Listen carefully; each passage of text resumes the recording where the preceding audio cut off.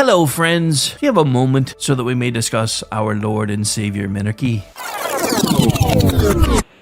No, seriously, I'm just kidding. Hi, my name's Rick Robinson. I am the general manager of KLRNradio.com. We are probably the largest independent podcast network that you've never heard of. We have a little bit of everything, and by that, what I mean to tell you is we have news, pop culture, special events, conspiratainment, true crime, mental health shows, drama productions, and pretty much everything in between.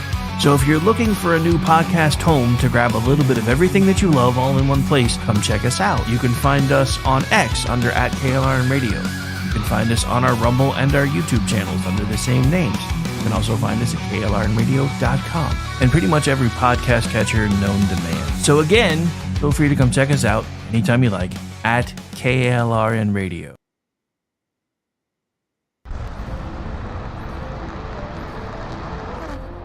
Are you ready to reach for the stars? Tune in to The Lost Wanderer, the #1 monthly podcast on good pods in astronomy. Join our host, Jeff, as he takes you on an interstellar adventure to explore the mysteries of space and the wonders of science. From rocket launches and distant galaxies to the latest discoveries in astronomy, each episode is a thrilling ride through the cosmos. Don't just gaze at the stars. Come explore the universe with us. Follow The Lost Wanderer wherever you get your podcasts, and let's discover the stars together.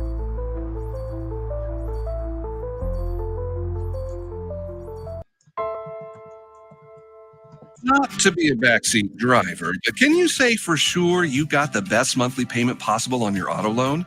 Could it be that you might have gotten a better deal by shopping the loan at a few places and have a lower car payment?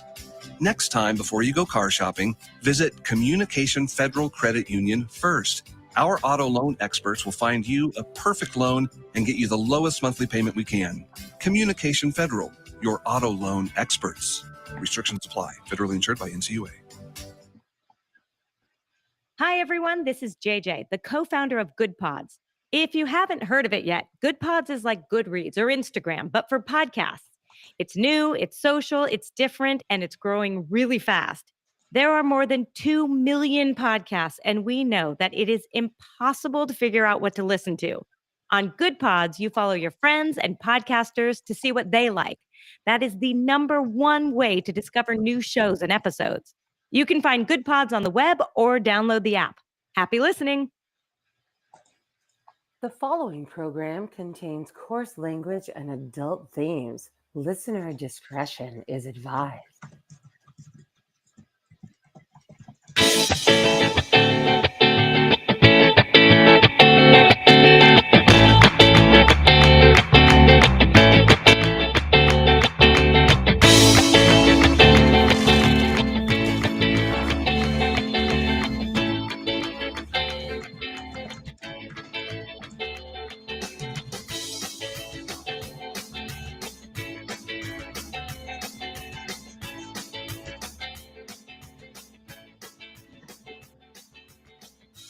Welcome, everyone, to another episode of He Said, She Said. I am your host, Aggie, and with me is the very awesome Rowdy Rick. How are you doing this evening, Rick? Don't let her sell herself short to you folks, even though it's kind of a height thing, because she's the hostess with the mostest. But anyway, I'm good. How's things? How's things? I'm fine. I am not vertically challenged. I am fun-sized. So, yeah, there's several of us in the chat, as a matter of fact, that qualify. So there. You know what happens? You know what happens every time you say fun size? All the guys in the chat are like, giggity, giggity, giggity, giggity.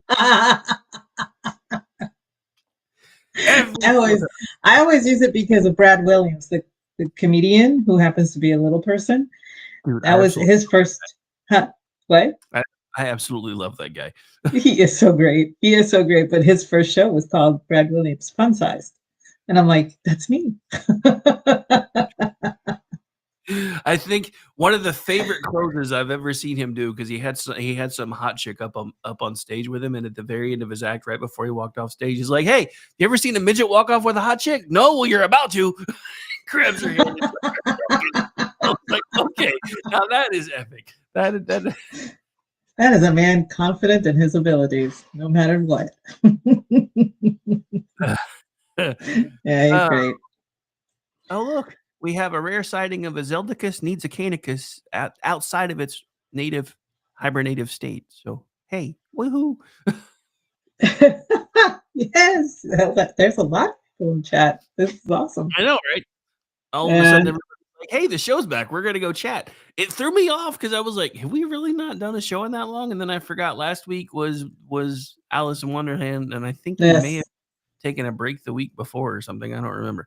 Because the last date I had anywhere archived was like the middle of April. And I'm like, has it really been that long since we've done the show? But yeah, I think the last thing that we did was the One Hit Wonders. And that's what was was archived. And I was like, has it really been that long? But then I forgot about all the weather crap and everything else. So, Yep. We had bad weather, so we had to skip that. But I think the last episode we had was on the 11th, I think. And it was the 11th. That. Yeah. And of course, we did Alice in Wonderland, which was a lot of fun. It was. I'm still laughing about the accents and everything. I almost did an accent. I'm like, I have too many lines for an accent. This is not going to work for me. Dude, I had so much trouble after I did Dodo because I kept trying to give the king like a Bernie Sanders feel to it. And then I kept slipping into Cartman. So it was like this weird thing. It was like Bernie Cartman or Cartman Sanders or something. And then I got thrown off even more because my internet quit right as we were getting into the meat of my lines. And the funny thing is, I don't think I've said this on this one yet because we haven't done one. The irony is because I usually try to scout the lines about a day or so before just so I can try to figure out where I'm going to do some ad libs. And then some of my ad libs, like when I started cussing out Jeff, that was complete improv because he called me racist. And I was just like, you can't fucking call the king a racist. Yeah, that was kind of a bit of ad libbing done. I was so excited to have as my co-narrator to have already be my co-narrator. So we actually talked on the phone trying to coordinate our stuff 2 hours before the show, y'all. So nice. Yeah, I knew where you guys were going with it, but at the same time, it kind of it felt like the Muppets balcony yes. kind of vibe was going on with it. I was digging it. Walter Stadler. It was like when my internet cut out, that was the point that I had decided just to try to do a bit of a nod to Ron. I was going to work in 2 or 3 literallys in a row. And that was the time my internet just completely cut out for like 45 seconds and everything had to come back up and spin back up again. So it took me like 6-7 minutes to get back in. So by the time those lines were completely gone. And I'm like, Ron, you bastard, you killed my internet on purpose just to keep me from using the word literally, didn't you? He may have. I would not put it past Ron. Ron he's still living with us. So yeah, I wouldn't put it past him. Not one bit. The chat is hopping tonight. I want to give a quick thanks to everybody. I mean, I can't even keep up. Right now they're all just saying hi to each other, but it's like new notifications every 2 seconds. So yeah, it's hopping. It's a Friday. Do you people not have lives? I mean, don't get me wrong. I'm not complaining, but don't you people have lives? Shouldn't you be out in the world right now, not hanging out with us? I mean, don't get me wrong. I appreciate the fact that you are. I'm just being a smartass, but still. Oh, okay. So it has been a week, hasn't it? Dude, it's been a week today. I mean, and it's not. And the funny thing is, this is kind of slow compared to how things have been since the administration changeover. But it still feels like we're like cramming an entire week's worth of stuff into a single day. And I think it feels just that much worse because we're used to the dude who was in bed by 9 with tapioca and calling lids before 8:30, and and like not doing anything at all. And now it's like this dude never stops. I mean, he's constantly on social media. He's constantly doing interviews. I just saw him doing a phone interview, I think yesterday on News Nation. He's got his administration every time he turned around there in front of the cameras. And even I got trolled by the admin because, and a lot of folks did, because when the word started being leaked out that Waltz was leaving the administration, everybody said, oh, finally, unlike the Biden administration, Trump's holding someone accountable for the Signal chat situation. And then we find out he's getting the ambassadorship that was given up by the chick that went back to playing Congress again. I'm like, damn it, even I got played this time.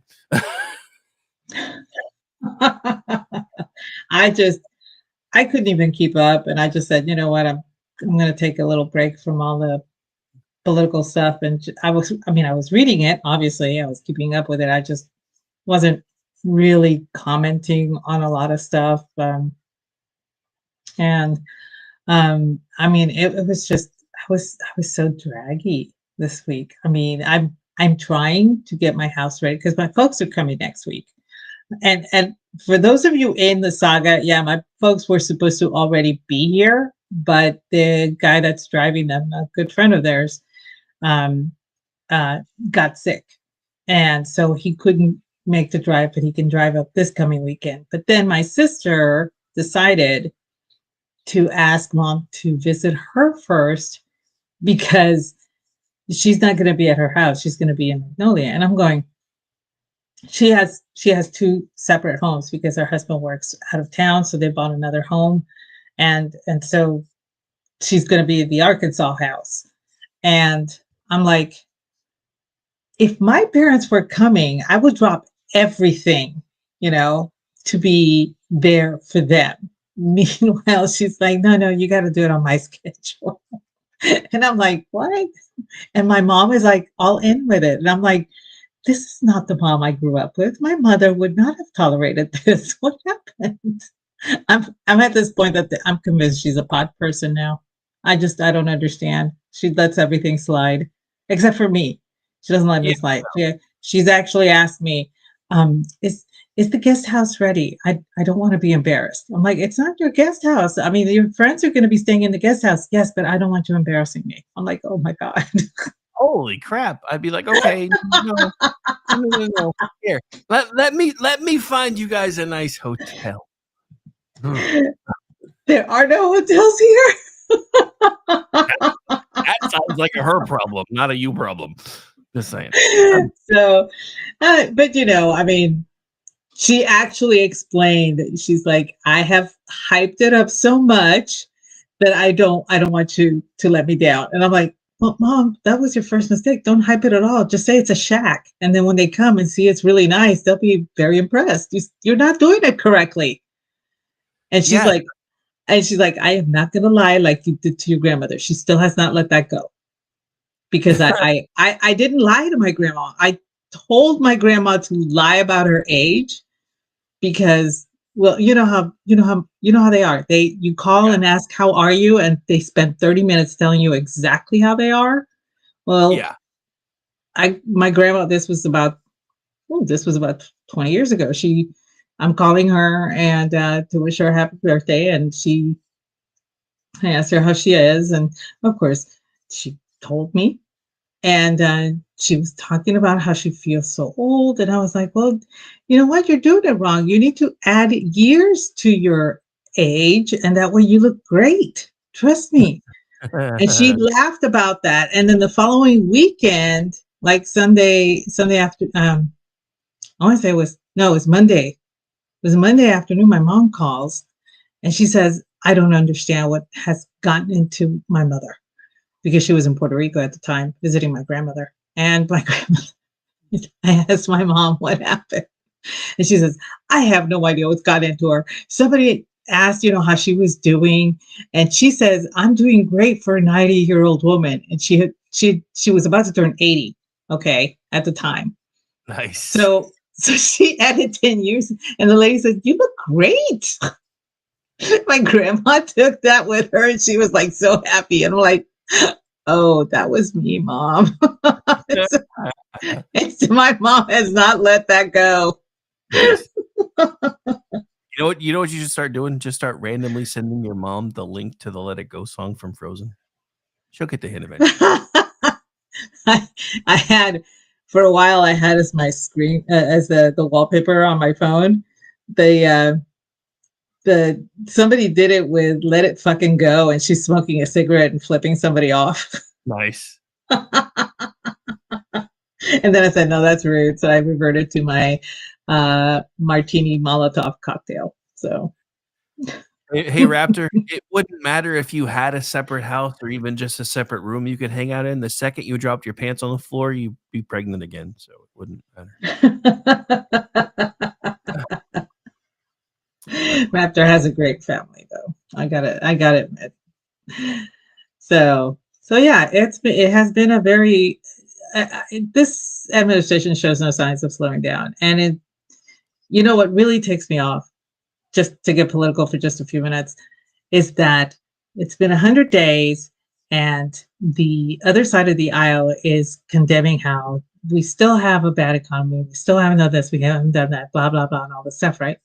And I'm like, well, I remember Reagan, and his tax cuts took about a year for you to start seeing the effects of all of the economic things that he did. Just and I'm like, but you guys expected like within 24 hours of him being elected, because I remember the moment he won the election, it was Trump's economy. I'm like, he's not even going to be there for 60 days. Well, putting his economy on him. Part of that was Trump's fault, because the left always likes to take him literally when they feel like they can paint him into a corner. And when he was telling everybody, "I'll have most of this fixed from day one," and we're all going, "We all know you can't do that, but you do, dude, vamp away." And then the left's like, "He told you he was gonna lower egg prices day one." No, these are the same people that are saying Joe Biden was all nuanced.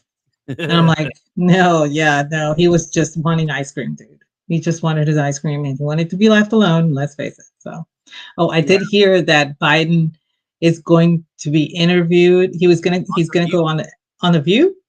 On the View with Jill. Yeah, with Jill. I'm betting money with my sisters as to who talks the most, him or her. I'm betting it's Jill. I just love the fact that Kamilama Hamasnik is back on the stage again and spent half her talk talking about dystopian elephants and shit. I was like, what? What now? What? You guys have seen the clip from the zoo with the elephants? I'm like, yeah, you mean the one where they were like protecting their young from an earthquake? I'm like trying to abort them. Anyway. I know we're not even supposed to talk about politics, because tonight's topic. I mean, technically, we are on the edge of politics, because this is one of those pendulum swinging back the other way kind of things. And it was weird because in World War II, when all the women had to go to work, all of a sudden when all the men came back, they were like, fuck this. We want to go back to baking cookies. And honestly, with what happened in the 60s and the 70s, I figured the pendulum would have started swinging the other way well before now. But there is a growing rise among the youth that want to go back to being like the traditional housewife, or as you put it, the trad wife. And I'm like, why the hell are we talking about Chinese gangs? I'm confused because I misread it. That's right. Although, not gonna lie, a triad wife, I would love to do research on that, because I've never actually done research on the triad. But they had the Married to the Mob. Remember that movie, which was really great. Yeah. I mean, seriously, that was one of the funniest movies ever. But they had, Mob Wives. That was a TV show for a while, and they've had series that are based on the wives in the mob and all that stuff. Fictionalized, but nobody takes into account that there are certain things that women go through to be married into that particular culture. So that would make for an interesting chat one night on the podcast, and then I would disappear. But then, so let's not. Yeah, so I wasn't sure if we were going to be talking about how the women of the Chinese mob wives actually run the entire thing, or if this was some new fancy thing for like a throuple. It's called a triad wife or something. I'm like, wait, no, there's an eye missing. So I'm like, so the what now? And you're like, oh, the traditional wife coming back. I'm like, oh, okay. I was really confused.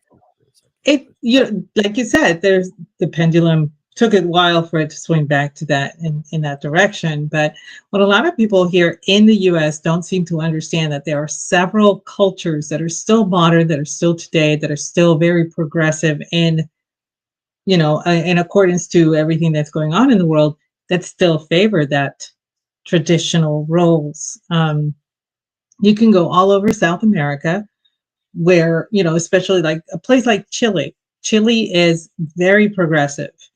They're very liberal, but the traditional roles are still intact. So we have there's a chasm, when it comes to that particular role, and feminism is probably more to blame than anything. But what I've seen, even though that the traditional wife role is coming back, and I don't like the term trad wife. I think it's an influencer term. It's something that it gathers clicks and all that stuff, and I'll explain that in a little. But the homemaker, the stay-at-home mom, those are terms that most people are familiar with. I've seen a shift in the right to where they don't like the trad wife. They don't like that particular role. They seem to think that they're buying into what I believe was the left's definition of a traditional wife. And that's bad.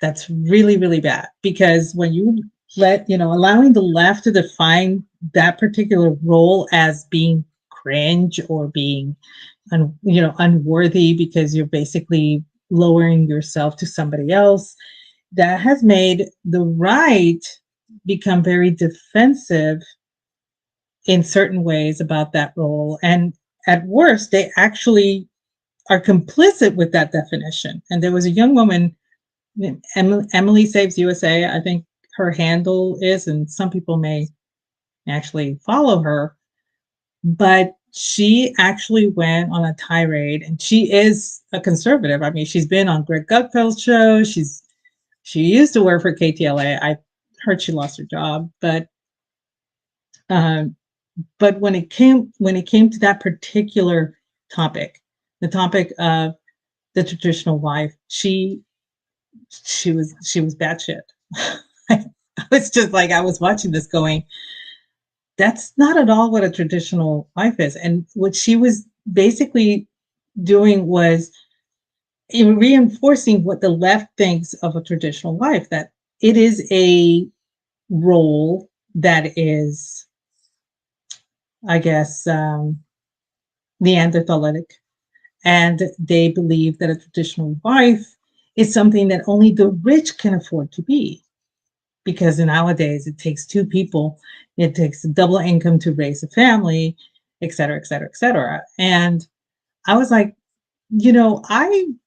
I was a stay-at-home mom, and that was one of the greatest gifts that my husband ever gave me: the ability to stay home and be there for the kids. The ability to, he would come home and dinner was ready, the kids were bathed, everything was, done. I mean, all he had to do, he literally laid on the floor and the kids would crawl all over him, and I'd be like, this is so not fair. This is your quality time. You're literally taking a nap on the floor while the kids are crawling all over you. And he's like, don't hate the player, hate the game.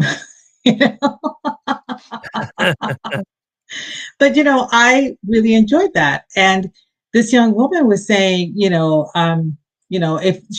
you want to make the sourdough, go for it and everything, but don't think that that's, part of being a traditional wife and all this stuff, that it's very cringe for women in her age range, she's in her 20s, to actually embrace that lifestyle. But as you said, that is a swing back from, what happened with the in the 60s, where we had that resurgence of feminism that was not the best. It's not the worst. I will say the current strain of feminism is probably the worst one, but that one didn't do us any favors either. The current strain of feminism is insane because they've basically embraced the patriarchy in a dress. It's really weird.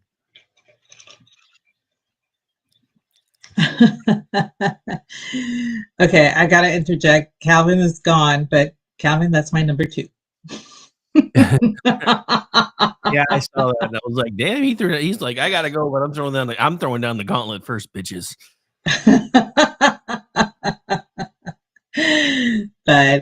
but yeah, I was, it was kind of shocking to me to see that that particular term has, has been kind of twisted, because now a lot of people on the right are conflating with being trapped, being indentured to somebody else in the household. Because, like some people said, well, if she stays at home and doesn't have a job, and the marriage is not that great, if she doesn't have any skills, well, then she doesn't feel right leaving, because there's nobody there to take care of, the monetary issue, or, the financial aspect of it.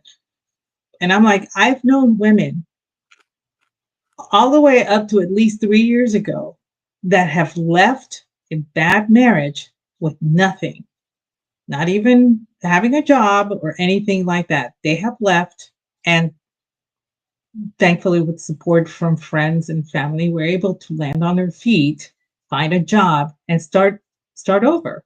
I mean, women used to do this all the time. And I don't know if you remember, there was a country song. I want to say it was Mary Chapin Carpenter. He thinks he'll keep her. Do you remember that one? Oh yeah, I remember. And she was a traditional stay-at-home mom and everything. And finally, one day, she decided that she didn't love him anymore, because he took her for granted.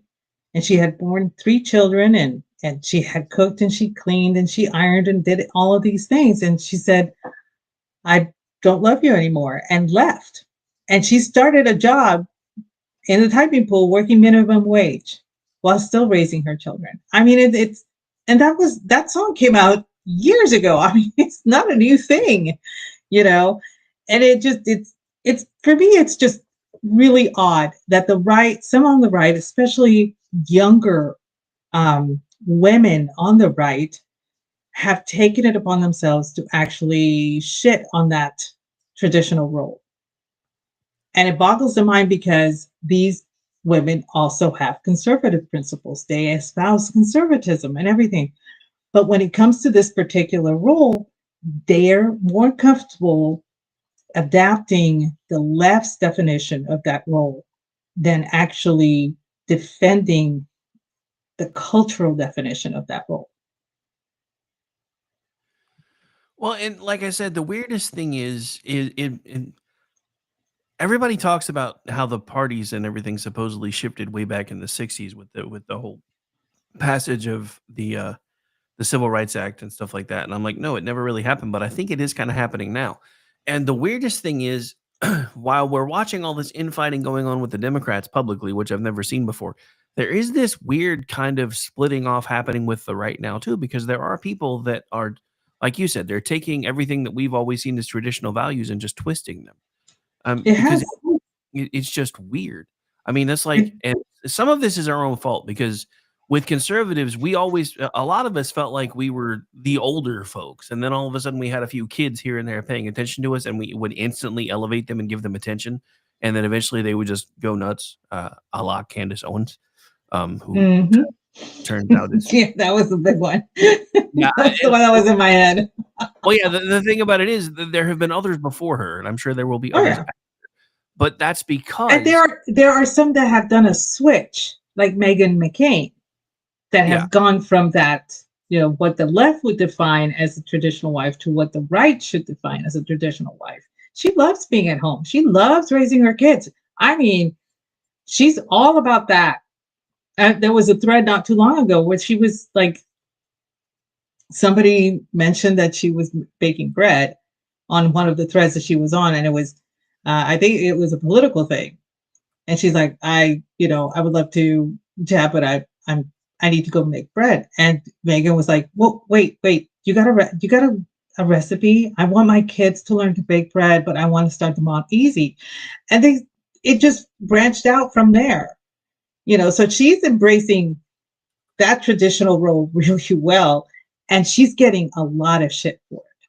I mean, I don't understand why. And I think it has to do with how social media has become grifter's paradise. It has just, there's a lot of people who are, invested in being influencers because they get a certain amount of money back from what they say, the engagement, farming, all of that stuff, traditional wifery, for lack of a better term, that has become a hotbed because I have seen women on the right actually talking about it. And I've seen some men talking about it as well.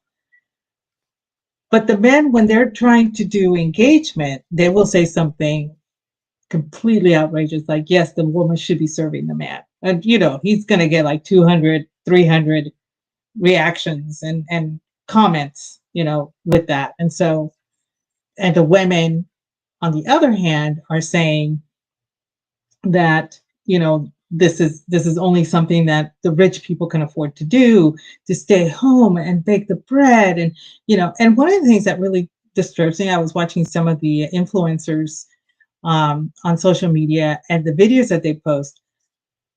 I'm middle class. Okay. I am middle class. I still would not be able to afford some of the stuff in their kitchens. I just couldn't. I wouldn't even be able to justify some of the stuff in their kitchens. And they're there and you're watching these people and they're just, it looks to me like they're pretending to actually bake a cake. They don't walk you through anything. They don't explain what they're doing. There's no recipe listed. It's just them showing you that they're making a cake. And I'm like, that kind of that's for engagement. You're actually using that role for engagement. You're not, I honestly can't tell if they're living it. Now, I'll be honest, there are different types of, homemakers. That traditional role, there's different types. You have the one that I aspire to be, which is the 50s traditional housewife. I love being that. I grew up with that and I really like it.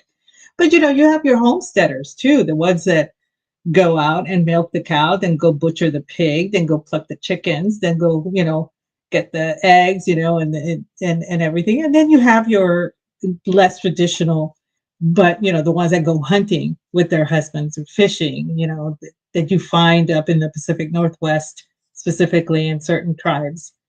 And that is a traditional role as well, of a stay-at-home mom for that particular group of people. So there are differences. There are different types of traditional wife roles. But it just seems to me like they're trying to, especially people on the right, they are trying to actually monetize that term and get clicks out of it, which actually erodes the value, the cultural value of that particular role in our society. I mean, you're not wrong, because I was doing some research today once you told me what we were going to be talking about. And you're right. A lot of it, especially for the larger account following influencers, etc., it's more about trying to push a vibe. But this doesn't change the fact that they are building large followings from this vibe. And I think I've kind of figured out why. Because if you look at some of these accounts, they are basically idealizing life in the 50s and the 60s. Well, late 50s, early 60s, back during like the golden age of television, so to speak. And I think it's because life made sense back then. Life doesn't make sense today. Everything, not to, since we're talking about the golden age of TV, everything was pretty well black and white. And I don't just mean the television.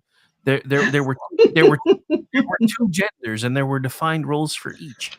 Things weren't as confusing. They don't have to deal with all the stress of having to be the always on person who has been told by society that she can and does deserve it all, when in reality, nobody can do everything.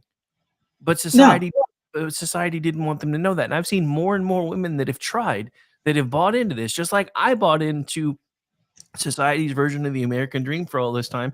And then I just decided enough was enough. And I've cast off and started trying to do my own thing, because I've done all of that and I got nothing out of it.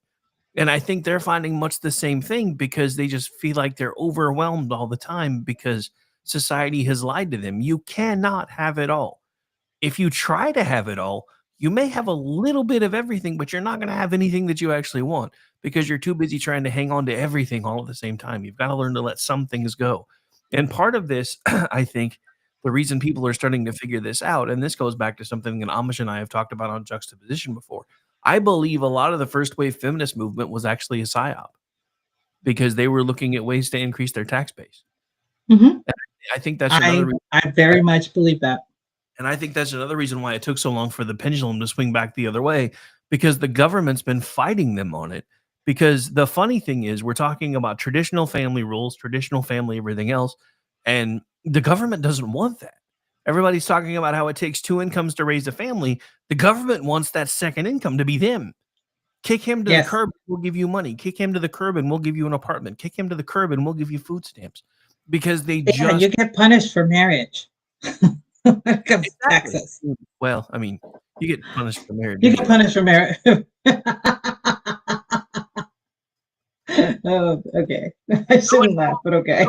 Nobody told me when we said to death do us part that it was actually a life sentence. Woof. Damn. Okay. No, I think you're right. And I am not going to denigrate. There are some families where it's a stay-at-home dad and it works. You know, I have seen that for a time. My sister, her husband was stay-at-home dad, and she was the one that was the main breadwinner. It didn't last forever because it was a temporary situation whereby, you know, he was like just taking a break from that to make sure that one of the kids he was completely focused on one of his kids. She's in a blended family. And so my sister said, well, yeah, you know, that we can do it on one, you know, that's fine. And so she was the main breadwinner, and it worked just fine. And once everything got settled with their child, you know, he went back to work, but you know, she didn't give it up. But I did see that she shifted to where she became part-time. And now with the advent of remote work, she's working from home. And I see that a lot. And yes, and you're right, you cannot have it all. That was the biggest lie that feminists told women, you know, in the third wave, that you could have it all. And you can't. Nobody can. Men can't, women can't. And it bothers me that there's some women that saying, well, men can have it all. I'm like, I don't see men, you know, in this doing the same stuff that women do at home and also working. I don't see them doing all of that. You know, but I have seen where you, like you said, you can have a little of everything and that would be fine. And I think a lot of women have figured out that they don't have to have it all. They can have some of it to a certain degree and a little bit to a certain degree and a little bit of that to a certain degree, whereby they concentrate on one thing but have those offsets. Like, for example, I was a stay-at-home mom, and after the kids left, I was kind of rudderless. I was like, what do I do? You know, I don't have any grandkids yet, so I couldn't, you know, focus on that. So I got into painting furniture. I started thinking, this is kind of cool. This is kind of fun. And then I started learning about restoring furniture and how to fix furniture and how to repair and all that stuff. And I got, and that became my new hobby. Not that I don't have enough hobbies. Okay. Yes, I still paint rocks and cross stitch and knit and whatever. But that became my main hobby. And I put my focus on that. And so, you know, but I didn't neglect other stuff. I didn't neglect other things that I would need in order to actually have a, you know, functioning lifestyle. And I've seen my sister, she has 2 daughters, and one of them is still in college and she still lives at home. So my sister decided to work from home so that she could be there to help her with, you know, whatever she needed in college, you know, throughout her high school and college and everything. And now that her daughter is about to graduate, she is now ready to give up, you know, that kind, you know, work so that she can concentrate on her husband's, you know, next step in his career and all that stuff. And you just have to understand when you decide to take the step to become a more traditional role in your marriage or in your life or in your, domestic partnership or whatever you want to call it, that if you want to work from 9 to 5 and bring in 6 figures, that's absolutely fine. But you're going to have to give up something on the other side too. And if somebody else is there to pick up the slack, then that's great. But you have to go into that knowing that there's going to be a slack somewhere. And a lot of women were told there would be no slack, that you could do all this because you were better than him. That was another lie. We're not better than men. We complement men. I was going to say neither gender is better than the other. We're supposed to complement each other. Exactly. But that's just it. That's something that society takes away because nobody teaches any of that anymore. Because the government, I mean, think about it for a second. If we had a stable home family life and we had a stay-at-home parent, whichever one decided to do that was always there, the government wouldn't be able to get their hooks into the kids as easily as they do. And there wouldn't be any of this transgender shit going on either because little Bobby and little Sue be coming home going, hey, Dad, hey, Mom, guess what? The teacher says they think I'm a girl or a boy. And Mom and Dad be like, the teacher said, what now? We gonna go have a talk. But that's just it.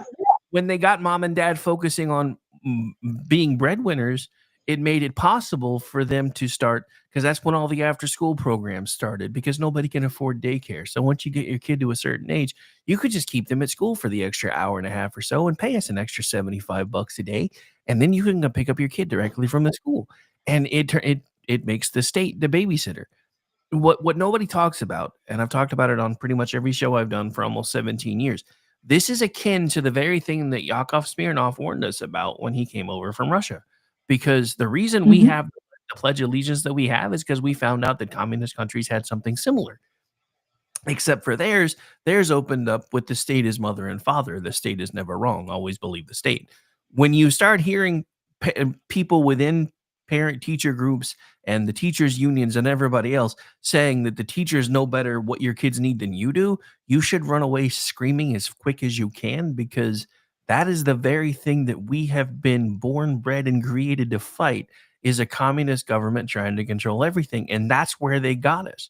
Because when they came up with this idea of getting and look, I'm not saying it's anybody's fault, none of the above. But they played a mind game with women because they started turning us against one another. And you think I'm less than you because you're the one that makes all the money. And I'm not saying there haven't been some egotistical motherfuckers that have fed that through the years who are like, well, I'm the one that makes all the money, so you're going to do what I say when I say it or else. No, fuck that. That's not cool either. But the idea that the government decided, oh, we're going to get in the middle of this right here, and then we're going to double our tax base. Have you guys seen what happened since they've doubled the tax base? Look at what happened to our dollar from the moment they started doubling the tax base.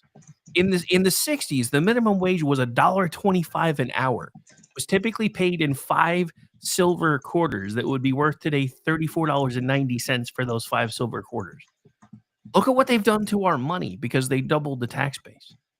The companies figured out they could start charging more because Mom and Dad had both had money now. All of these things, all of this keeping us under thumb started with this, because it started eroding everything that we were taught, that the family comes first, that the country comes next.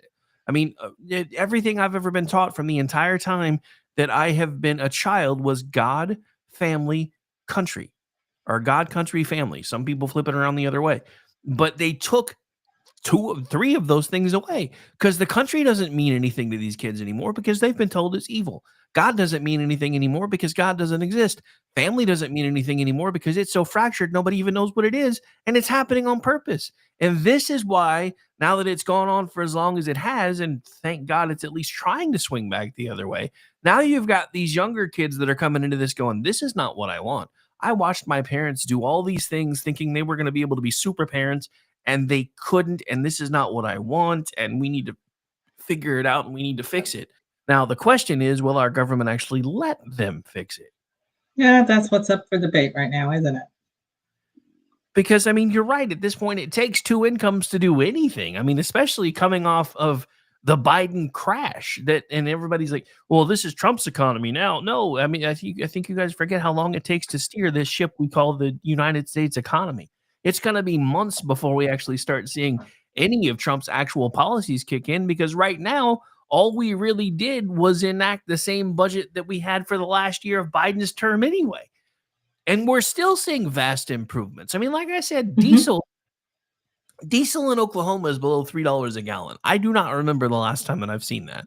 So this It has been a while, because it's now under $3 around here too. And I was like, holy crap, I haven't seen that in years. Forever. But and that's the thing. Diesel used to be cheaper than gasoline because it's a byproduct of creating gasoline in the first place. So they were like, oh, we're just going to figure out a way to make money off of this byproduct. So we've got these other engines that were originally designed to run on leftover cooking oil. So let's just do this instead. And then they're like, and now we've got people buying our gas. Now we've got people buying our diesel. And then the climatards got involved, and suddenly diesel was $6 a gallon. And everybody's wondering why the hell it costs thousands of dollars. I never understood that. But this is what concerns me about this, because yes, diesel is finally headed back the right direction, which is a good thing. But we're also looking at oil right now below $60 a barrel. That is not sustainable, because it takes about $60 a barrel to make it profitable for them to be able to get it out of the ground. If it keeps falling for too long, we're going to start having a fall off. I know why they're trying to do what they're doing, but my problem is, and I said this on today's show, unlike the law of gravity, when it comes to prices, what goes up almost never comes back down. Because what happens with the corporations and everybody's like, well, the consumer's used to this new price point, so let's just leave it there, and then we can soak up some more of this profit. And that's why I don't like big corporations, and that's why I'm always so pissed off with the Democrats, because they push themselves as the fighting team for the mom and pop shops when everything they do forces mom and pop shops out of the business. And the corporations can survive these things for longer than the smaller businesses, and then they keep their prices higher to make their shareholders happier, because they can eke out these profits, and then eventually just maybe they'll bring the prices back down. But and that's what concerns me, because we need to figure out a way to make our money worth something again, especially since we do have a growing number of people that want to be single income families again, because that in reality is going to be how we save this country. If we have parents paying attention to what their kids are being taught in school again, if we have parents staying home and making sure there is a stable home life and the kids have the things that they need, that will be what saves this country. That's the key to the golden age that Trump keeps talking about. And it's weird that all this is happening right now, all at once, all at the same time, because this has been a periphery thing for forever, and now all of a sudden everybody's talking about it. I know. But like you said, we do see that things are going in a better direction with Trump and everything. And I think that's one of the reasons that this role, the traditional wife role, is being attacked and being denigrated by so many. And like I said, some of the women on the right are also denigrating it, because they have bought into the idea that this is something that is now considered to be reserved for the privileged, reserved for those who have money, reserved for the bougie class, that kind of thing. And it's not.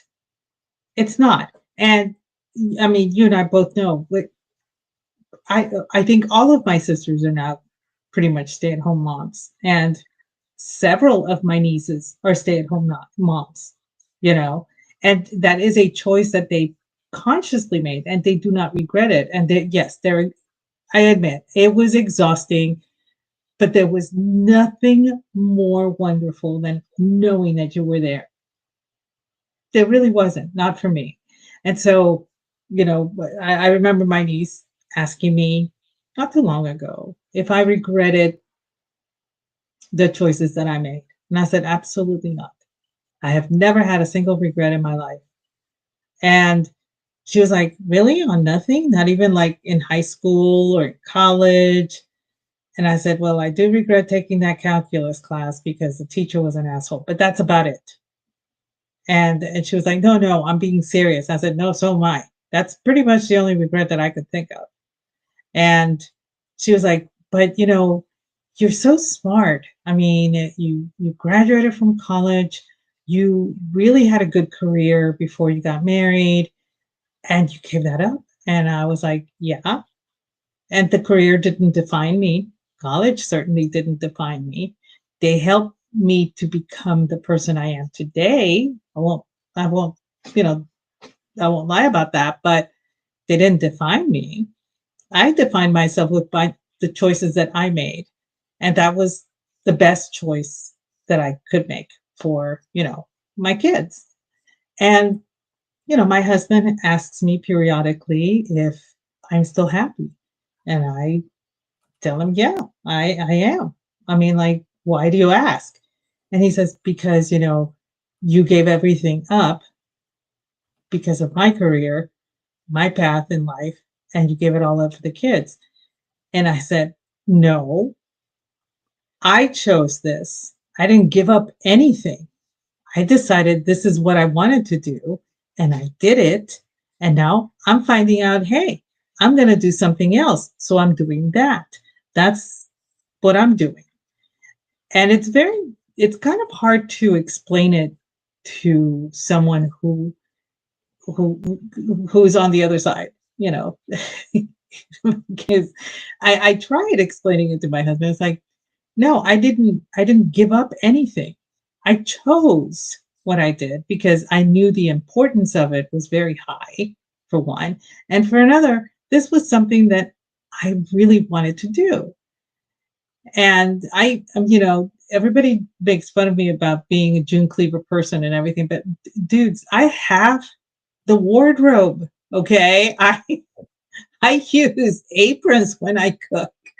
I have hostess aprons. Do y'all know what those are?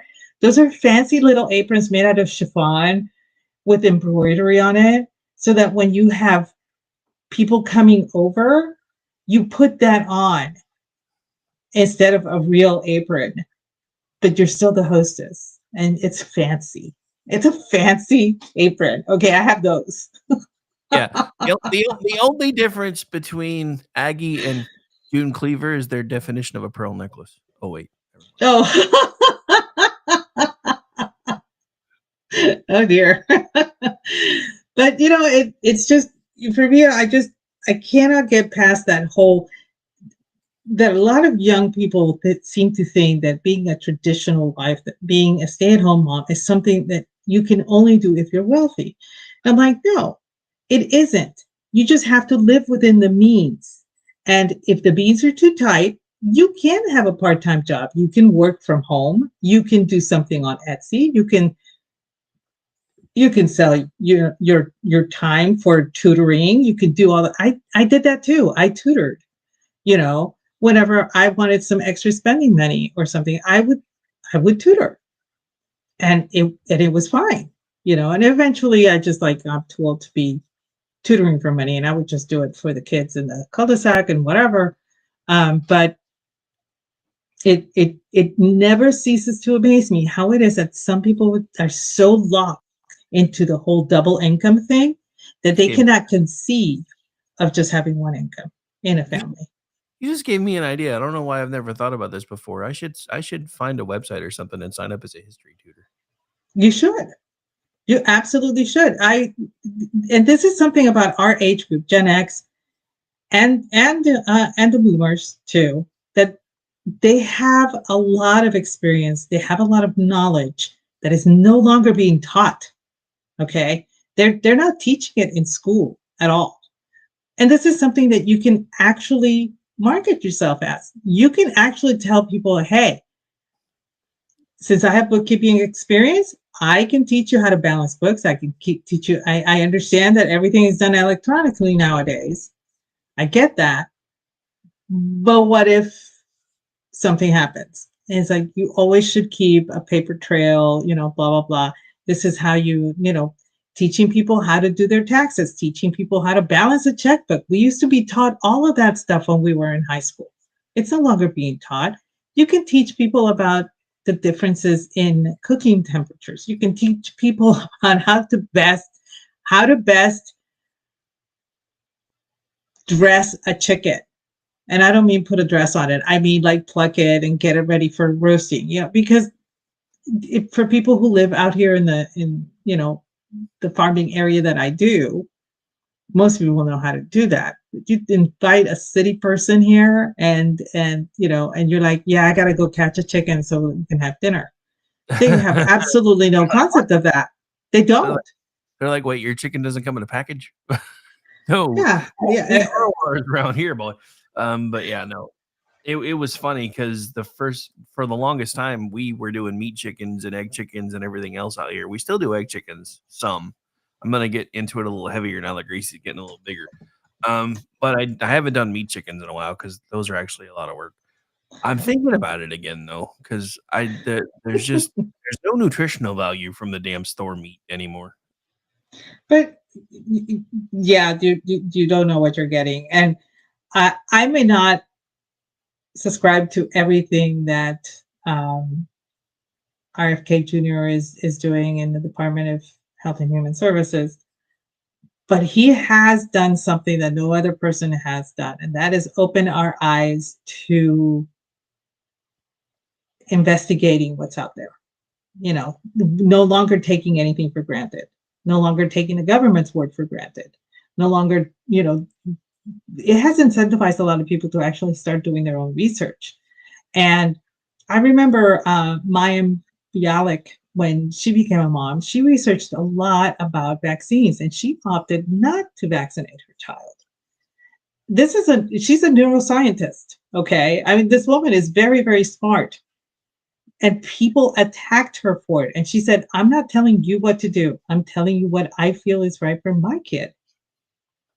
And she did a lot of research. Nobody paid attention to her. They just thought that she was being a witch, And here comes, this new administration, and people are now starting to ask questions. And I think that's a good thing. I really do. I've since given up on buying bread at the store. I bake my own bread. I make my own butter. I buy eggs from my girlfriend. She raises chickens. And now we're talking about having a thing whereby I buy 10 chickens, she raises them, and then prepares them at the end of the year for me to put in the freezer. And I told her, I said, I would be more than happy to help pluck. I would be more than happy to prepare and all that stuff. Just let me know when to come. She's like, you know how to do that? It's like, yeah, I've known since I was 5.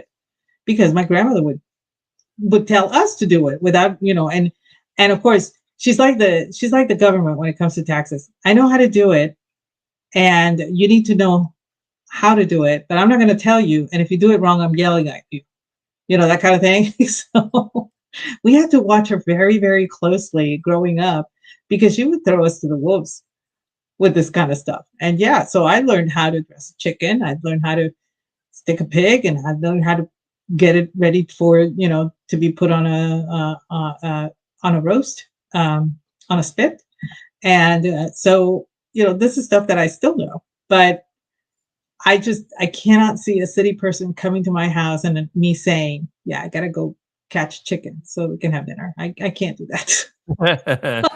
Oh, no. I've done it a couple times just for fun. It was when John and everybody was still living here. I'd be like, hey John, go catch a chicken so we can get ready to do dinner with one of my nieces here. And they'd be like, you're gonna go do what now? we told you we were having fried chicken for dinner. I told you it was gonna be fresh. Yes, Artie, I do churn my own butter.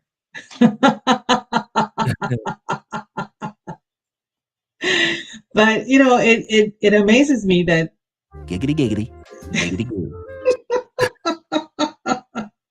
This is stuff that I decided to learn because the prices on butter went up so high that it was cost prohibitive. It was actually cheaper for me to buy heavy whipping cream from the creamery down the road from me, and actually reserve heavy whipping cream to make whipped cream, and reserve some to make butter, and then the leftovers buttermilk that I would culture and then use to make baked goods. I mean, it's like, and all of this information. I mean, y'all have a phone, y'all have internet, you can find this. It is easy. It's out there. If I can do any of this stuff, y'all can do it too. It's it's easy. And a lot of people are like, I just can't believe that you make your own butter. I'm like, I'm not Land of Lakes. Okay. This does not take rocket science. But everybody's like so impressed. And I'm like, seriously, it's not that impressive. But Says that you. is, but these are steps that I took living out here, so far removed from, larger cities where you kind of got used to being able to get a bunch of stuff. I mean, I was on the phone with one of my girlfriends. She lives in Boston, and she was asking me, the first question she asked me, how do you manage? Do you have a good supermarket there? A good grocery store? I mean, for her, it's all about food, right? And I said, believe it or not, it's actually really good, but for the very specific higher end stuff, like if I needed truffles or something like that, I actually have to go to Dallas and get that. And yes, I have a cooler in the back of my car. I go over there, I buy a bag of ice when I'm there, and I put all that stuff in there so that I can just transport it home. And it's an extra step, but I still enjoy going to a big city, just not Dallas. I don't particularly care for Dallas. But that's, if I wanted truffles, I have to go over there because I haven't found them in Tyler.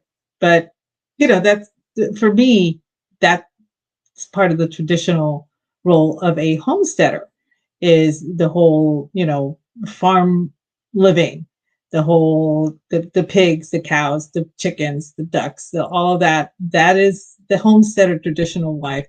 And you don't have to be that, obviously. There's different, like I said, there's different kinds. One of the ones that really tripped me up, I was looking up some of the traditional roles for a traditional wife, and one of them was the devout traditional wife. And I was like, wait, you can be devout and not adhere to the traditional role of being a wife. I know a lot of women who are devout who are not traditional, in any sense of the word. And I was like, why are you putting that as one of the traditional wife roles? Because you can be devout in your religion, you can be devout in your spirituality, the same as a guy. That could be equal, and it does not depend on a gender role whatsoever. So I thought it was kind of weird that they put that in that list. But like I said, the others were like the classic, which is like the 50s traditional wife, the farm traditional wife, the hunter and gatherer traditional wife, which was kind of weird for me. I understood what they were saying, but in a traditional hunter-gatherer society, the women gathered, the men hunted, and then they would meet back at their camp and whatever. But yeah, so I knew the point they were trying to make, but it was kind of weird. But it's just, I see it a lot from the liberals, that being a traditional wife is a form of servitude. It's a form of being indentured servant to your spouse. And I was like, I don't think that is correct. I've never seen it that way. I don't know why they would think that would be applicable, but I guess because if you do stay at home, it's only a one income household. But like I said, you can stay at home and have a non-traditional income stream that you're managing by some other means, like you're selling your handmade stuff on Etsy. You are providing online courses for somebody. You are being an online editor, that kind of stuff. I mean, our beloved Brad works from home, so that's a different traditional role, but his income is, he works from home. So it's just, for me, I find it really interesting that the left is actually attacking this, because it's on the rise again. because the younger generation are thinking, this isn't a bad idea.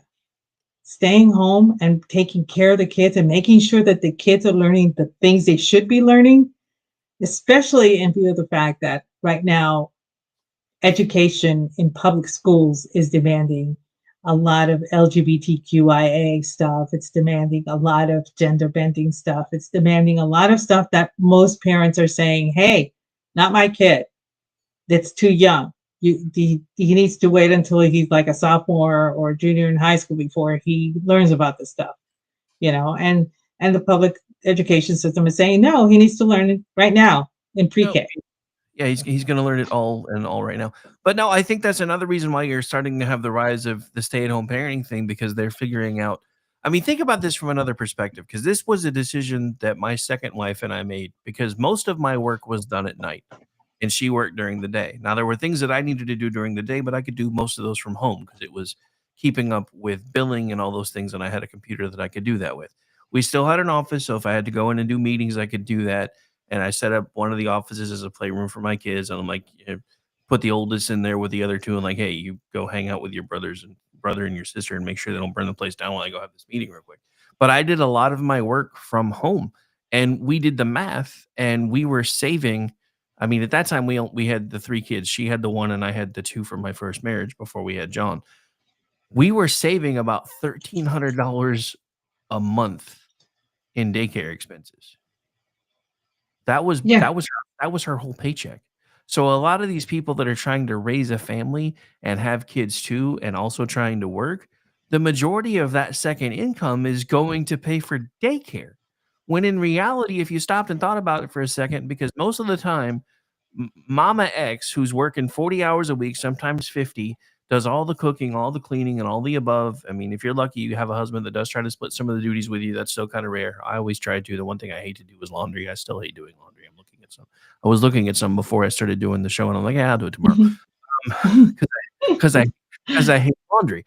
But I started thinking about that. And with all the different ways there are to make money now, I mean, hell, you could go do like Uber Eats and Uber deliveries for a couple hours a day here and there when you've got an extra spare few minutes, and you could still basically make the nearly the same amount of money that you were actually getting to keep that you weren't spending on daycare, and still be home with your kids. And that's the part of this that has never made sense to me, when it's getting to the point where it takes almost the entire second paycheck to make sure your kids are taken care of while you're at work. What the hell is the point in doing? What the hell's the point in both of you working? When in reality, you could just, do some deliveries here and there, sign up on Fiverr, all these other things that you can do to make money. I mean, hell, I've been working from home now for a year and a half. Things aren't perfect. Some months things are really, really tight, but other months I'm like, ooh, this worked out better than I thought. But it's made it possible for me to make sure that Gracie's been able to get back and forth to school for this year without having to rely on other people. And it's allowed me to be, in and active in my granddaughter's life and talking to her as she goes to school and from school and after school, because I'm always here. These are the things that matter. These are the things that should matter. And in reality, even if you can't homeschool, if you are there to help your kids with their homework and talk to your kids through their homework and talk to them about some of the crazy things that their teachers may or may not be saying and or in some cases doing to them, you're going to make their lives that much better and that much richer. And that's what the government has stolen from us with this propaganda campaign of, you don't have to be there to take care of your kids, because you know what? The government's not going to do it for you. They've proven this. They don't give a shit about your kids. They only give a shit about the propaganda they can feed your kids. That's it. Yeah, I remember one of the things that I learned in high school was how once the Nazis rose to power, one of the first things that they did was basically install daycares, because they said, if you're going to, if you are a patriot, a true patriot to the women, then you should go to work, because your husband is working too. And you can leave your child at daycare. And so that was kind of forced upon them.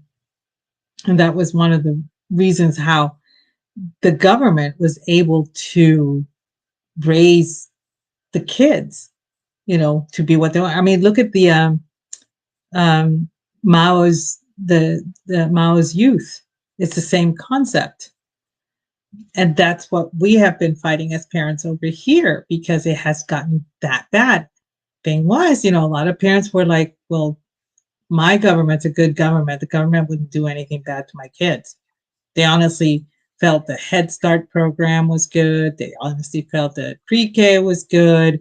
That all of that was sold as a good program. And for some parents, I could understand why they would actually go ahead with that. That would and I don't, I don't blame them for that at all. But the thing is, it was the camel's nose in the tent, No,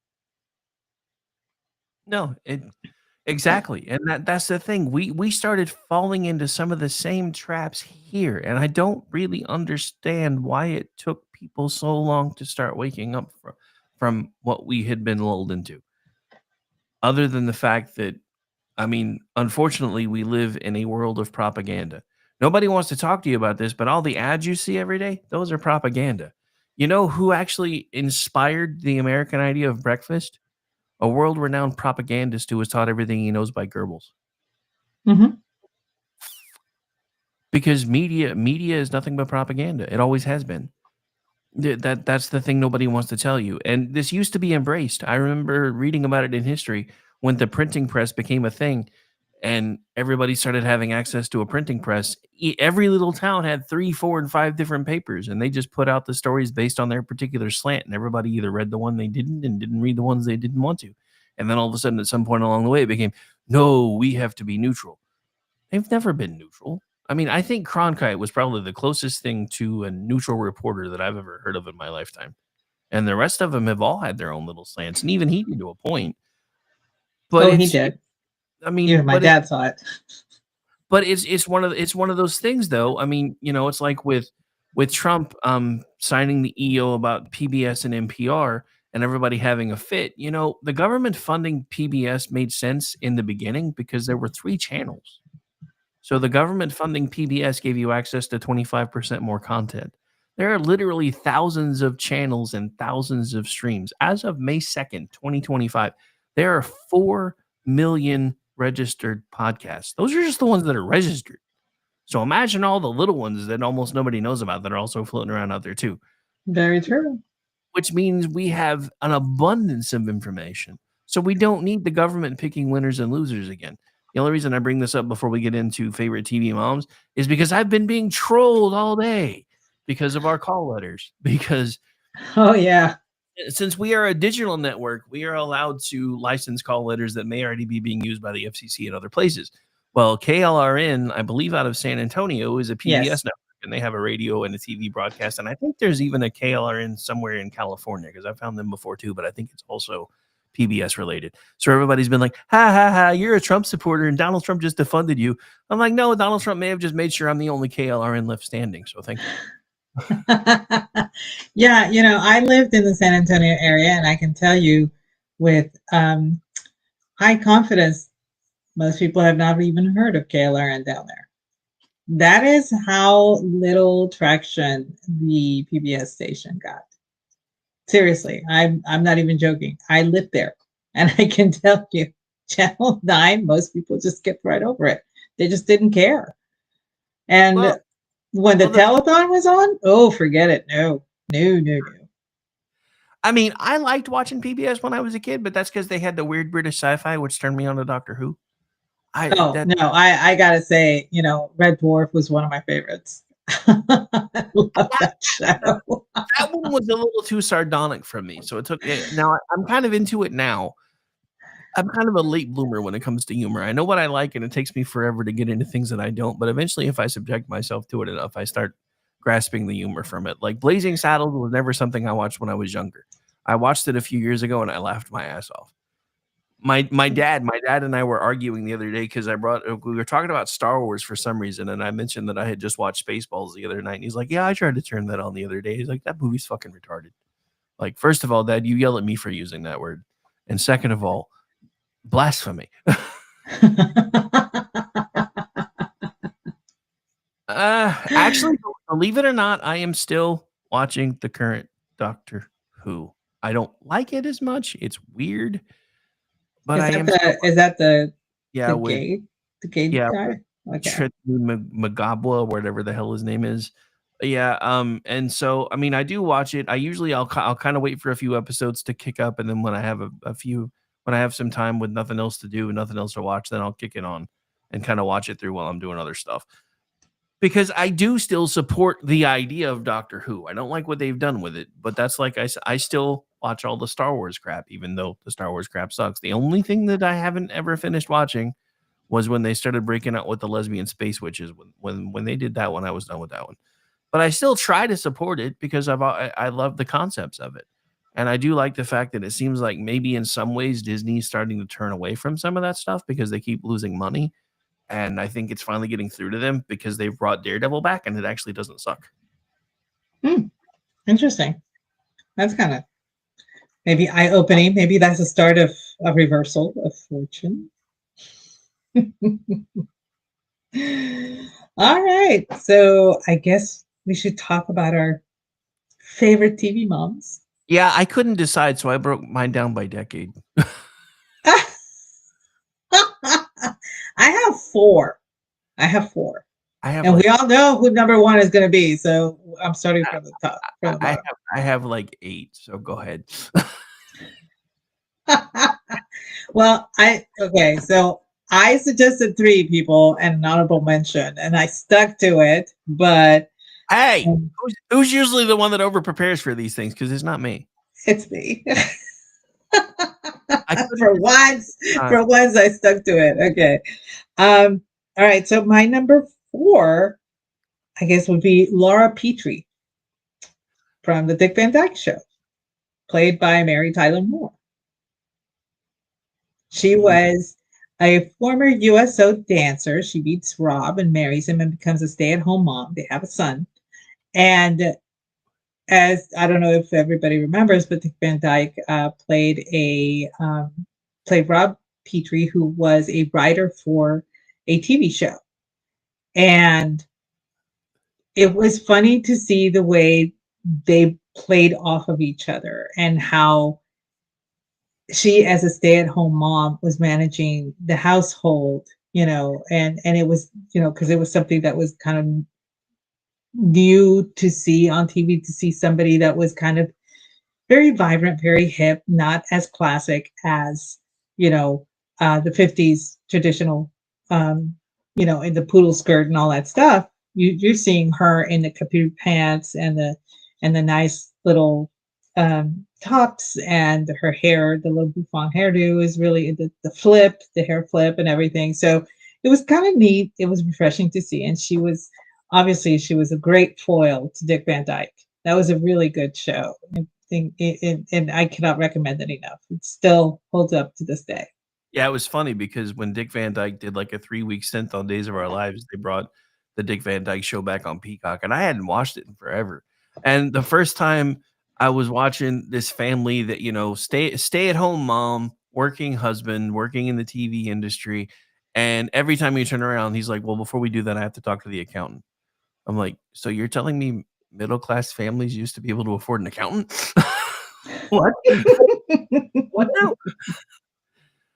But that's exactly what I'm talking about. Our money used to be worth so much more until we decided to start getting creative with it. And I think that's one of the things that Trump is trying to undo is the devaluation of our dollar. It's going to be painful for a little bit, but I think it might actually work. All right. So just to be fair, I did actually stick to 4, but instead of 4 housewives, I chose 4 decades. So I'm going to start with the 80s. First one out of the 80s has to be Claire Huxtable, because that was everybody's TV mom back then. Yep. And she was iconic for so many different reasons. She was the quintessential mom back then because she really was somebody that, at least portrayed on TV, was able to bring home the bacon, fry it up in the pan, do all those things. But it was still, she was able to be soft and everything else. So I had a very dysfunctional family when I was a kid. So the Cosbys kind of became my role model as far as what I wanted parents to be, because mine weren't that for the longest time. My dad eventually found his way. My mom did not. So my dad and I have a pretty close relationship right now. My mom and I haven't talked in over a decade. But TV was kind of how I pieced together how parents should behave for good, bad, or indifference. And the Huxtable family was one of the ways that I did that.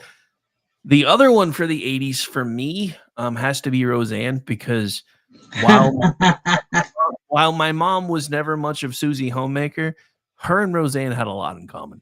And that's that. And it's funny because that was when she was married to my first stepdad, and we used to watch that show together. And every time I turn around, he would look at her and say, "This is you to a fucking T."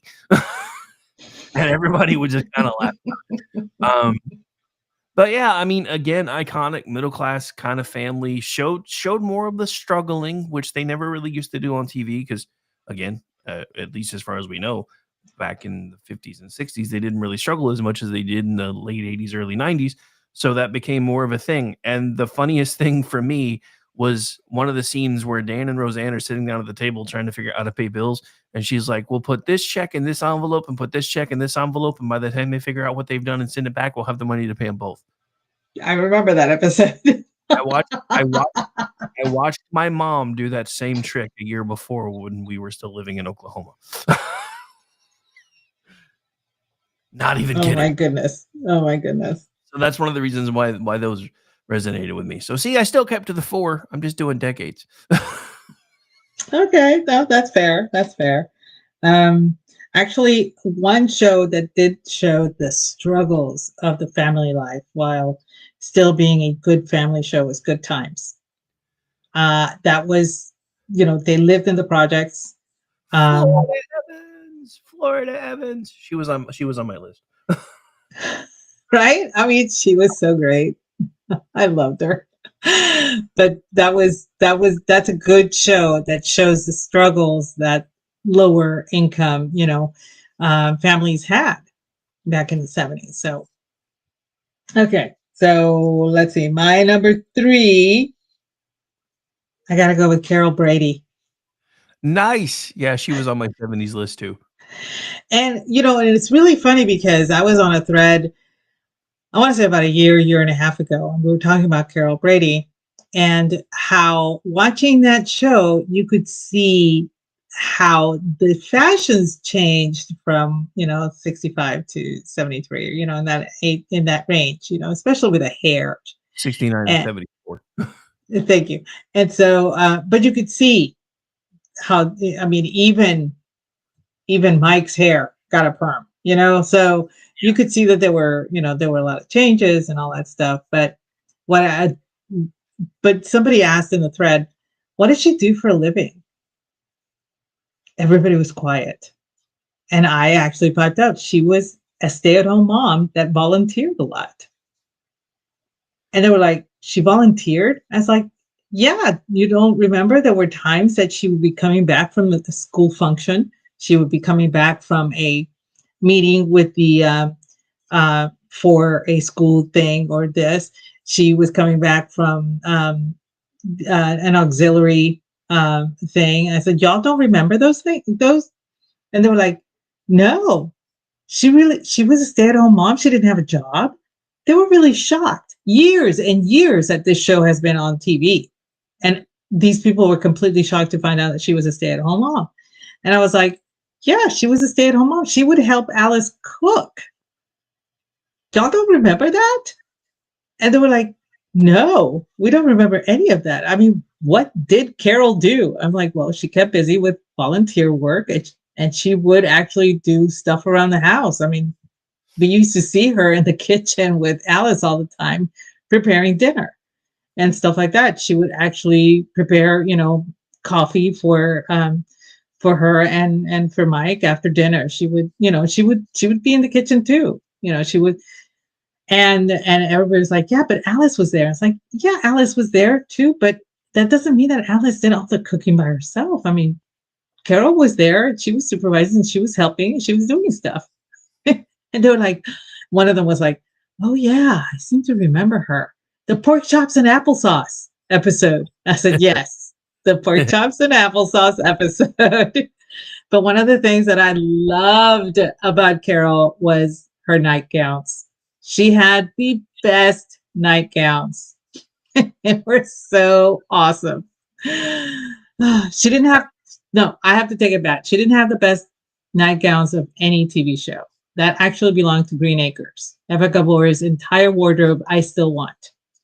But yeah, she came close. Carol came close. So for the record, we're venerating Carol Brady, not Florence Henderson, because Florence Henderson is a hoe. A hoe. Anyway, Okay. So I do have my honorable mention from the 80s decade, and I actually forgot until somebody made mention of this in the chat. My honorable mention for the 80s decade has to be Elise Keaton. Oh yeah. So now as far as and she was a really good example because she worked in the office and she worked at home. Yep. So she was available to be at home. So and that's the thing. There, even in the 80s, there was this hybrid thing where people were figuring out how to do some work from home and still be able to be in the office, etc. So I remember there was an episode where she explained that she could have gone to work at a very prestigious architectural firm, and her husband could have gone to be a network executive. But because they had children, they wanted to be closer and wanted to be at home for the kids, which is why they chose the path that they took. He worked for a PBS station locally, and she ended up working, independent freelancing work as an architect. I remember that episode. Yep. That was a great episode. That's on Peacock, by the way, if anybody has it. I've actually been rewatching a little bit of it. All right. So for the 70s, you've already hit 2 of the 3 that I had on my list because I couldn't narrow that one down anymore. So we've already talked about Florida Evans from Good Times. We've talked about Carol Brady from the Brady Bunch. So the one that you haven't brought up yet, which has to be the one for me from the 70s, has to be Shirley Partridge, otherwise known as Shirley Jones, from the Partridge Family, which one ran from 1970 to 1974. Everybody knows that their songs that we're singing. This is a little bit happy. This is a little bit different because she actually played a widow. So she was a widowed single mom who led her 5 children in a musical family band while maintaining a loving home. Her blend of maternal care, professional ambition, and independence made her a progressive figure for the 1970s, appealing to audiences while navigating changing family dynamics.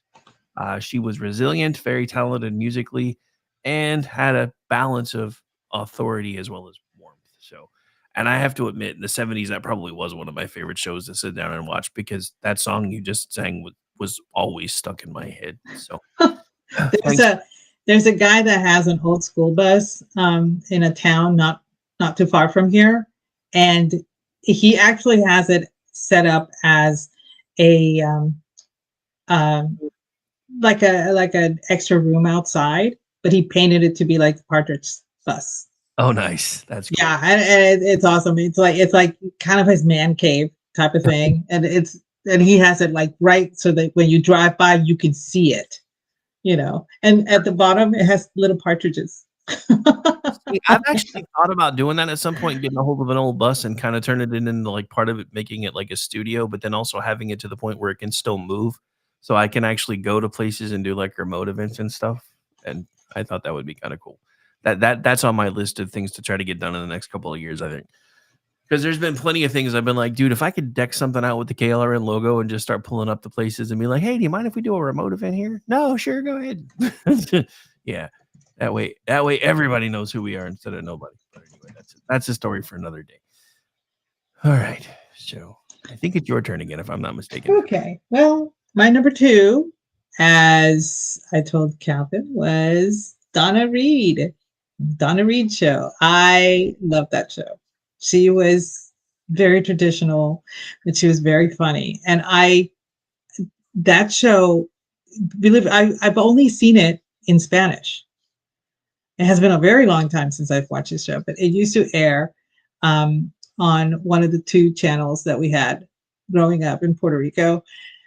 And it was, for me, it was enchanting. It was so cool to watch this show because she was a great mom. And my mom and I would watch a show and mom would be laughing, and everything, because a lot of it translated well to Spanish. Believe it or not, there's one TV show that all of the jokes translate really well into Spanish. You're never going to guess what show that is. Which one? Alf. I'm not even joking. Everything translates well into Spanish. It was Alf was probably the biggest foreign hit in Mexico and in the Caribbean because of that. Everything translated. And when my dad told me, I was like, yeah, I don't believe it. So I watched it in Spanish and I was like, oh my God, everything translates perfectly. Dude, for as good as that cast was on camera together, the train wreck they were behind the scenes is terrifying. Have you seen the story? It is, yes. I've seen. I've heard, and I'm like, I couldn't. But yeah, that was all of the jokes translated so well, and Alf was so popular, and I don't know why. Maybe it's because I may be making this up. I don't know, but I don't know anybody in my family that actually likes cats in Puerto Rico. And most of my friends in Mexico, they don't like cats either. You ever notice how Chinese restaurants and pounds are pretty much right next to each other?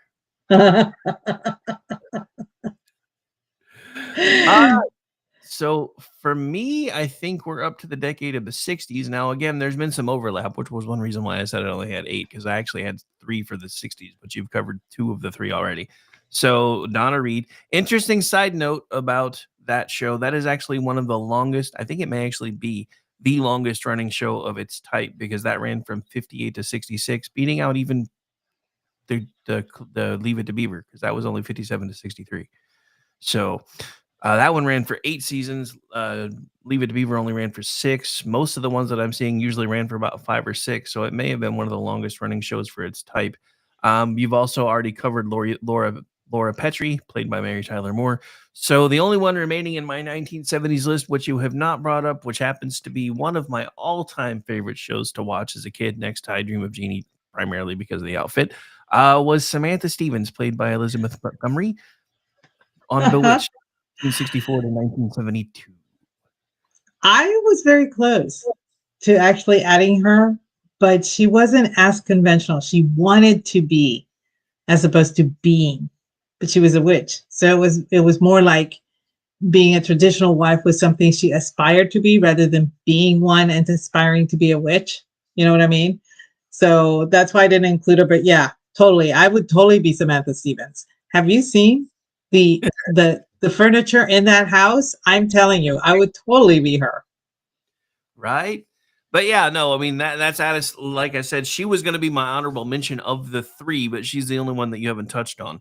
And again, she did use magic sometimes, but she was aspiring to try to be a traditional wife instead of the whole witch thing. And that was half the fun, was the weird dynamic with her Witchley family, who were like, why don't you just do this? Why don't you just do that? And she's like, but Darren wouldn't like it. And the weirdest thing for me was when I was watching the show when I was a kid, I didn't even notice they swapped out the husband until like years later, when it finally occurred to me that these 2 people were not the same. Well, they were both dicks, and they both liked dick. So Damn, shots fired from Aggie. That deserves one of these. Although I will say this, Elizabeth Montgomery was a very good friend to both, and she supported them for the Pride events every year. And one year, when she had been diagnosed, I believe, with cancer at this point, and she was nearing the end of her life. She was there for, I think it was Dick York. Dick York was dying. He was already on oxygen, and he was dying from AIDS, I think. And they asked her, it's like, why are you in this parade? And she looked at him and said, because this is my friend and I support him. I love him, and I will be here for him as long as I'm able to. And I will never forget that she was such a kind person and so loving, as to, even when she was ill, to be there for somebody who needed her.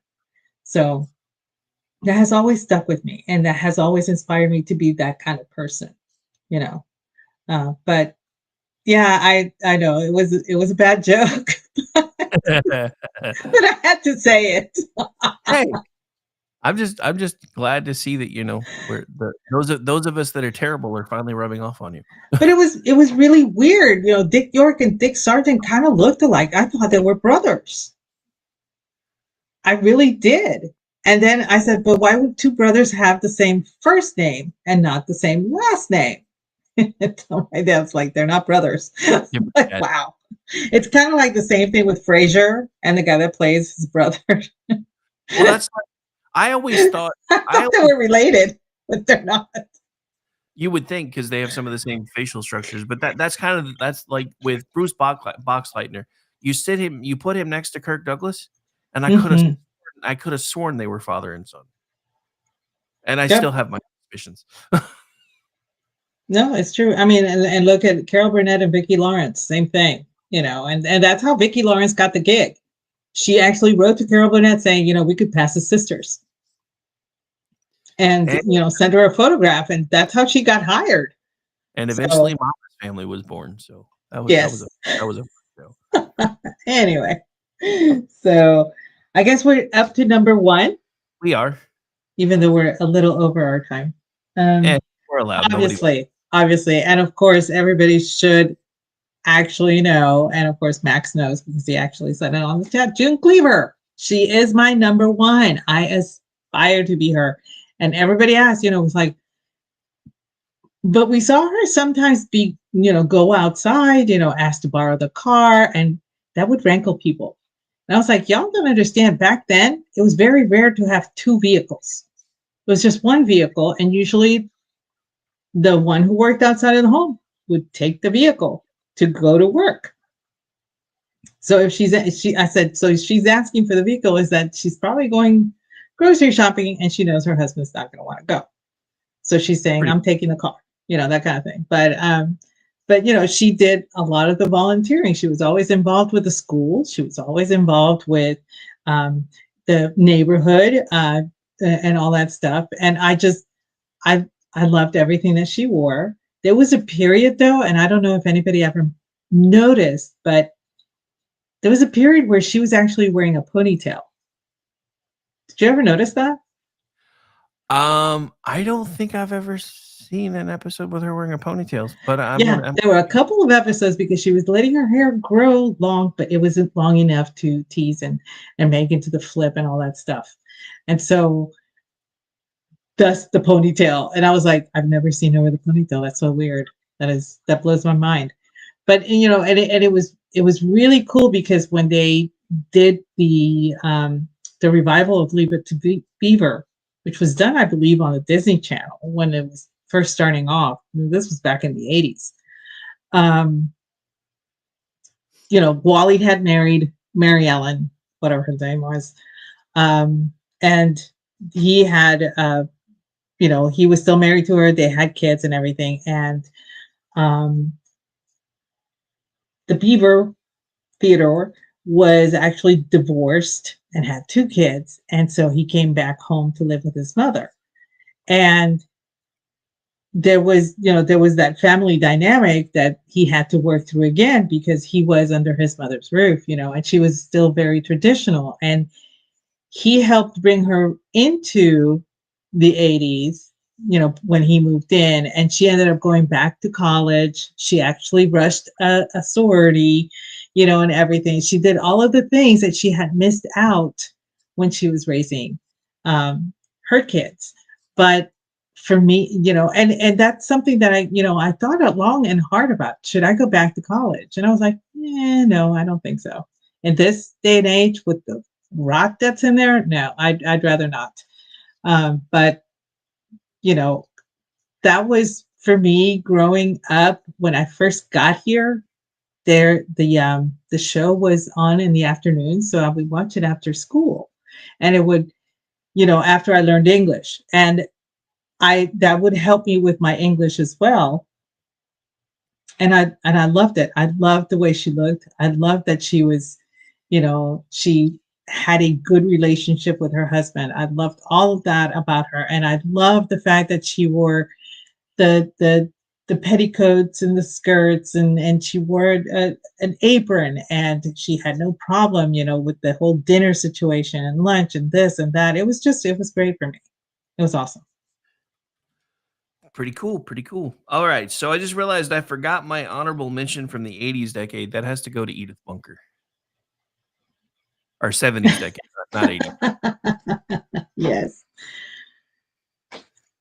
And as far as for my final ones, we are now in, of course, the decade of the 50s. You've touched on the most notable, but there is another one. And that was Margaret Anderson, who plays in Father Knows Best, which ran from 54 to 60.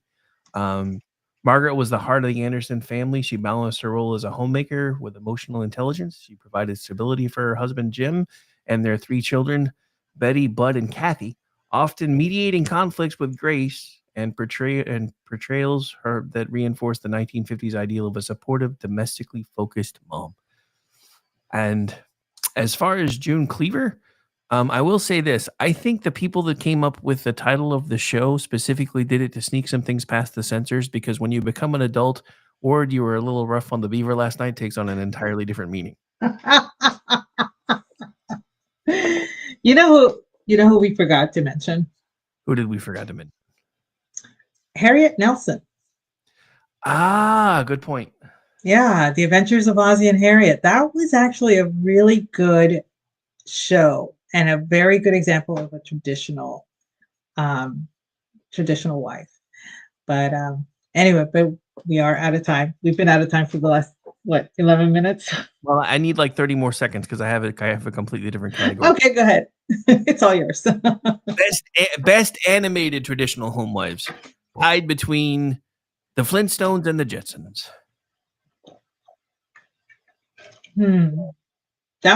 It's the same woman.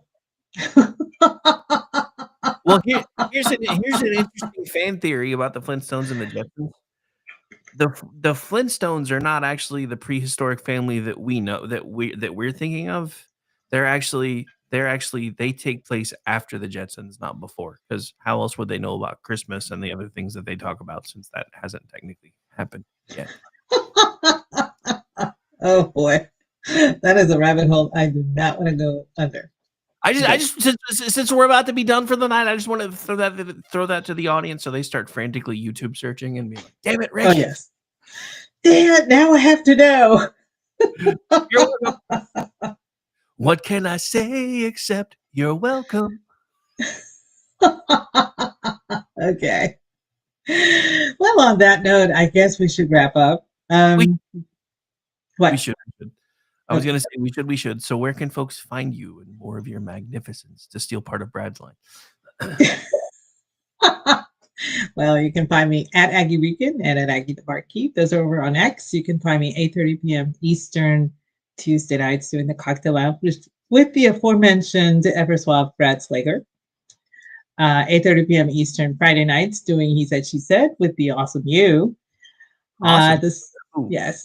What? Awesome. Rowdy, awesome. Whatever. Passable, maybe, not awesome. Okay, keep going. Whatever. The second Wednesday of every month, the guys get together for Toxic Masculinity at 8 p.m. Eastern. And that's Rick, you, Orty, G, and Andrew. And I bring the drink of the evening, and we host a Babe of the Month. And last but not least, starting next month, she'll be bringing freshly churned butter, if you know what I mean. Yeah, I'm not going to let this go. And last but not least, Jeff and I do Spirited Books on the first Monday of every month at 8:30 p.m. Eastern, also known as Aggie Time. And stay tuned for that, because that is coming up this coming Monday, 8:30 p.m. Eastern. I will repeat, Aggie Time. And what about you? Where can folks find you? It's easier to not find me. It's a trap. Don't look for me. You can find me on most social media platforms at RowdyRick73. You can find me co-hosting and pushing buttons for the Juxtaposition show tomorrow night, assuming Mother Nature calms her tits and Amish doesn't have any family emergencies. We do plan on doing a makeup episode because Nader weather's been a bitch. Sunday night, you can find me pushing buttons for our newest offering, which launches at 7 p.m. Eastern here on KLRM Radio, known as Corin's Reading Room and hosted by none other than Corin Nimick himself. Some of you may know him as either Parker Lewis and or Jonas Quinn, and about a million other roles, because he's one of those people that nobody really knows they know until they see him, and then they're like, dude, I've seen him in a lot of stuff. Yeah, he's one of those people. So yeah, that starts with us on Sunday night. Very proud of that. We've been working on that one for a while. So that one officially kicks off. And don't forget, come hang out beforehand for VC and the Vincent Charles Project, which is now starting a half hour earlier than it used to. So he gets to keep his 90-minute format. So that I think kicks off at 5:30 Eastern. I think 5:30 Eastern until 7. So yeah, we have like a full Sunday night of content now when everybody shows up to work. So make sure you guys are doing that. And again, I just want to take a moment to thank everybody for taking the time to tune in. I know sometimes I joke around with you guys about that's just because it matters to me so much that you guys are here. And then other than that, I do the Rick Robinson Show usually Tuesday through Friday between the hours of noon to 3. I think that's sliding earlier in the summer months because I won't have to be grandpa bus driver anymore. So I think that may become not an early morning show, but more of a morning type show. Because I'm currently trying to compete with the number one show in the country right now in that same time slot. And yeah, not good. Charlie Kirk's kicking my ass. I'm just saying. I'm just saying. And then, of course, I produce all kinds of other shows. I write for Twitchy. I write for Misfits Politics. I write for the Loftus Party. And I also produce a Loftus Party podcast, which usually drops on Tuesdays. If you guys have any other questions about anything else that we do around here, feel free to go to klrnradio.com and click on the schedule tab. If you like what we do around here, one of the easiest ways to support us is just to like the shows, share the shows, tell your friends about the shows. If you really like a show, you can probably find some merch tied to it in our store too. And that's an easy, quick way to tell everybody about it without you even having to say anything. And most everything that comes in from the store goes right back into station expenses. But again, thanks to Donald Trump's help, we might be the last KLRN radio standing soon. So that should be helpful. Just saying. But on that note, folks, we should probably get out of here because we are well past our time. And I'm going to try to get some sleep because it's been a long week. Good night, everyone. A long year. It's not even. Yes, it has. Bye, everybody. Thanks for hanging out with us.